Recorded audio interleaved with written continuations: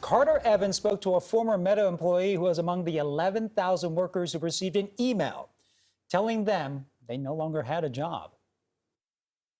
I pulled out my phone, couldn't log into work chat, couldn't log into our internal sites. Eric Treby, stunned by an early morning email from Meta, struggled to break the surprise news to his pregnant wife. I was like looking at my phone a little bit in shock, and she was like, did you get laid off? Just 2 weeks before Thanksgiving, the father and engineering manager finds himself part of a massive 13% reduction in Meta's workforce. I believe the metaverse is the next chapter for the internet. CEO Mark Zuckerberg bet big on the virtual reality metaverse last year when tech companies were flush with cash while everyone was working from home during the pandemic. These companies like Meta have had to undo a lot of that hiring to adjust to the new reality.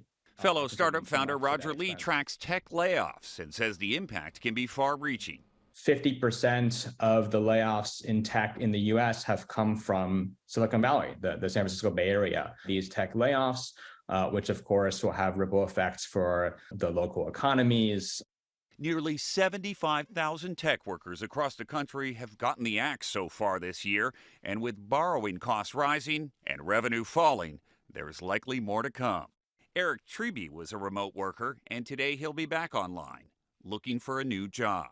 What's done is done. I just kind of got to charge forward, got to provide for my family. Carter Evans, CBS News, Los Angeles. And while we've seen a wave of layoffs in recent weeks, experts say signs of trouble began appearing months ago. We've started to see some of these layoffs happen. Certainly from an investment and funding perspective, back in March, April, I think folks knew that this was on the horizon. To what extent? Obviously, no one has a crystal ball, but it's been pretty brutal. Chris Hodge also had this message for workers who have suddenly lost their jobs. I definitely stress to those laid off, there's power in communities. I run a Slack channel for about 700 recruiters, HR, people ops folks called Talent Thought Talk.